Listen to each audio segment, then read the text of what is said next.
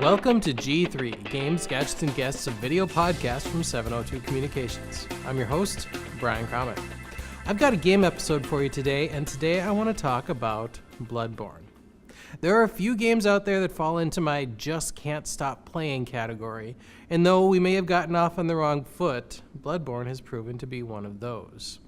Now, Bloodborne isn't a new game, not by any means. In fact, it was released back in 2015, but it's a game that really gets in it's gotten in my head anyway, and it makes me want to keep coming back to explore the depths of the madness that it explores over and over again.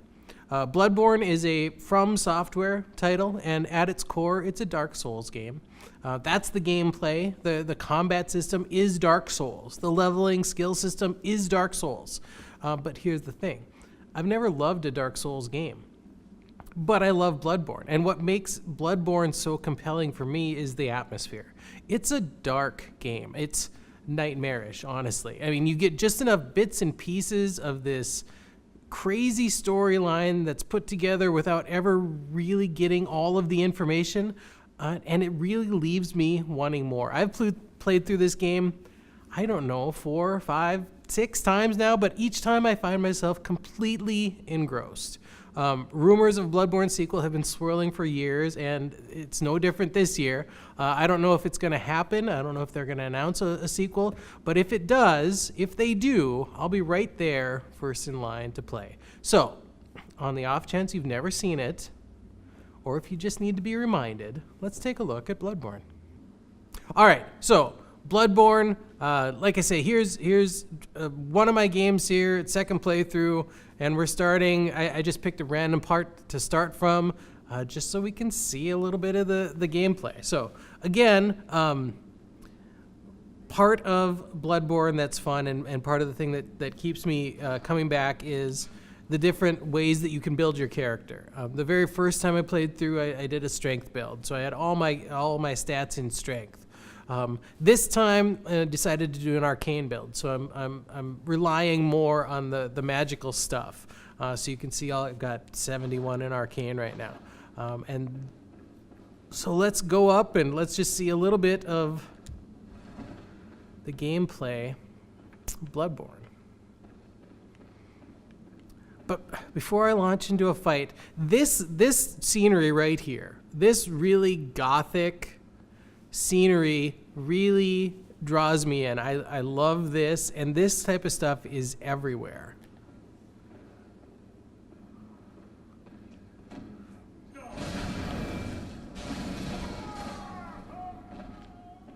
And I love how all of the enemies really have this bestial, nightmarish,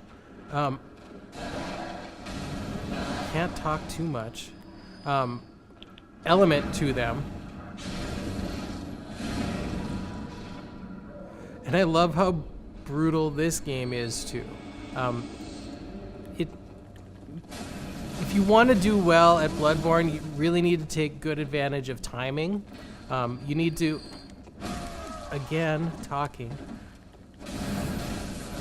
You need to take good advantage of your parry, or in this case, you can stun one of your opponents with a well-timed shot, so you can get that visceral attack on them, where you rip their guts out.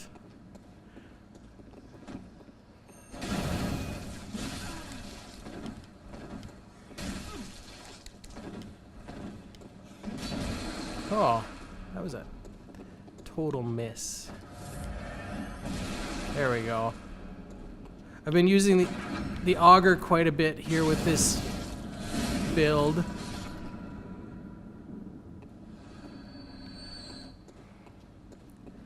And all of those things, like the auger of Ebrietas here, this guy, that's something that you pick up later in the game. So if you've never played this game before, you won't get it, right from the start.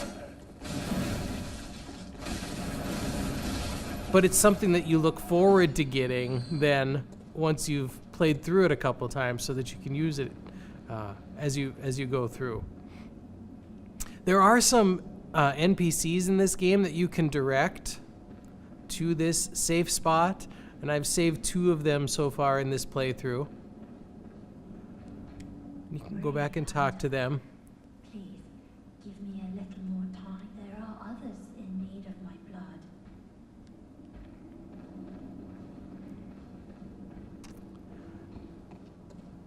So again, I just want to show you like this vista here. I just love everything about how they made this game look. I missed the visceral attack on that guy. But I realized as we were setting up, trying to figure out a way or a good place for me to hop in here and show you guys a little bit this game, that I probably hadn't gotten to the boss that's up here. So that should be interesting.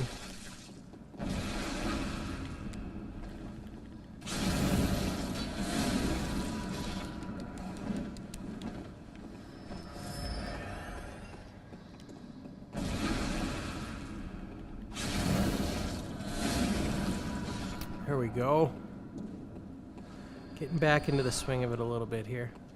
All right, so there are going to be some times in the game where you could use a little bit of help. And when you're playing offline like I'm playing right now, you can summon a hunter to come help you.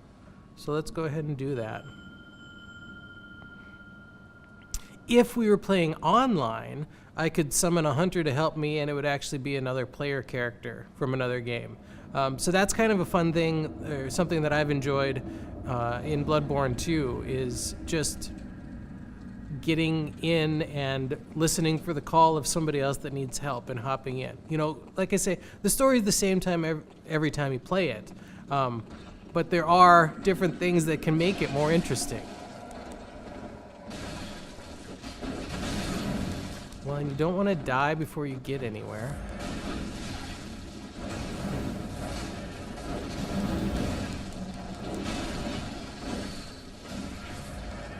The other thing about Bloodborne and Dark Souls in general is anybody can die anytime, like I just did. If you forget where you are, or if you get too confident or whatever, no matter how many times you played through something, any enemy in the game can kill you. So that can be frustrating. This is a game that you get really involved in. This is a game that you get so involved and frustrated in that it can cause you to want to throw your controller around. But even at its worst, you still find yourself wanting to go back, pick it up again, and give that enemy that took you out another try.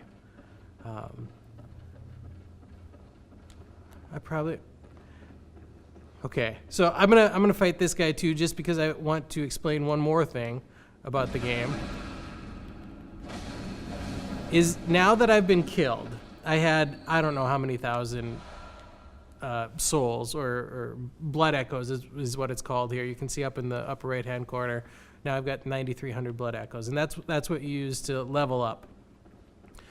The creature that killed me has all of the ones I just lost. So if I die again before I get back to him, they're gone forever. If I get back to him and kill him, I get them back. And so there's definitely substantial motive for revenge. So I could, right now, fight all these guys again, or I can run up past all these guys, past you two, and I can go find the guy that killed me and see if I can't get a little retribution here.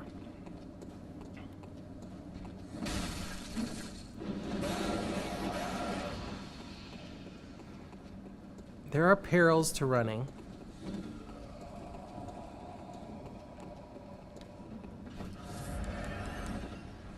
Ah!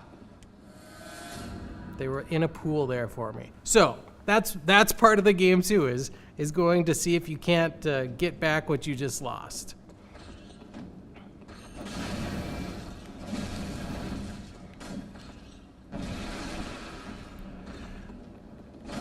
Like I say, it's very much a game of timing, dodging. If you just go in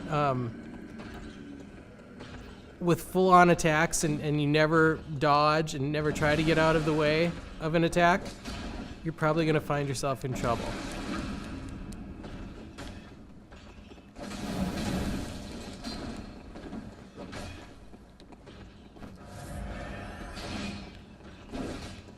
Uh-oh, uh-oh!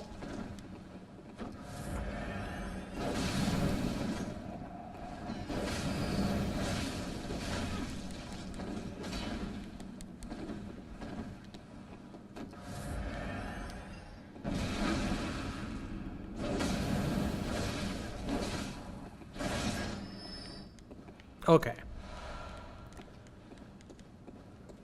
So I'm going to just run up here,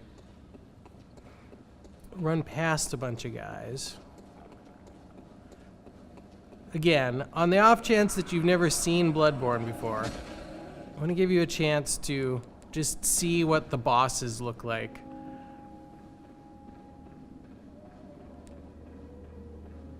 And I don't know that I necessarily have a good feeling that I'm going to get through the fight with Vicar Amelia here. But, like I say,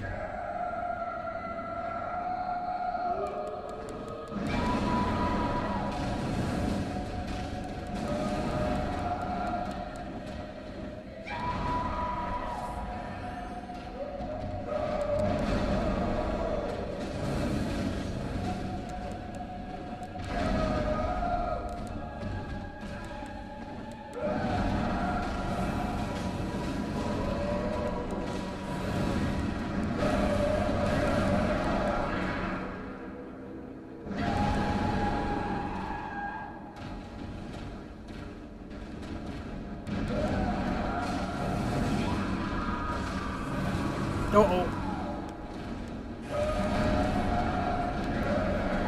And I should really have some other tools out here for this fight too, so.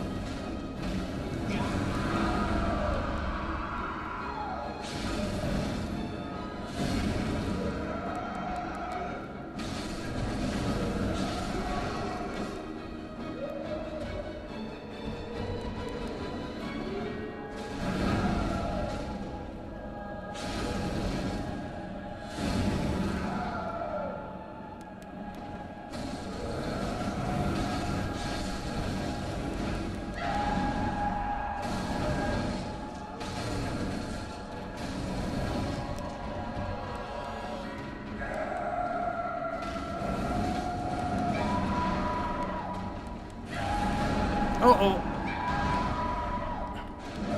Uh-oh. Okay. It was going so well, and then it was over.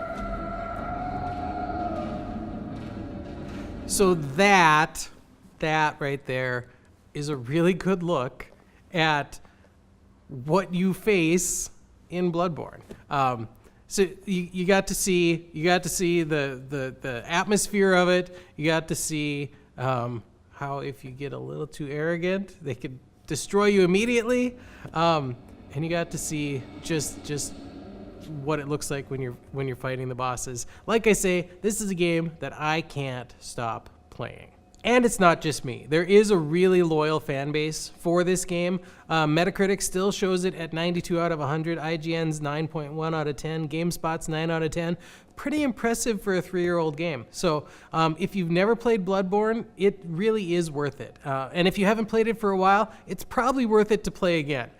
This reviewer, again, is really hoping they come out with Bloodborne 2 someday. So that's it. There's my look at Bloodborne. I hope you enjoyed it. It really is one of my can't stop playing games. So if you did like this look, let me know. Comment on the video. Send me your suggestions for new games, gadgets, and remember to share, like, subscribe, and tell all your friends about us because we've got a lot more shows coming up with more interesting games, gadgets, and guests. So until next time, I'm Brian Crommett. This is G3. Game on.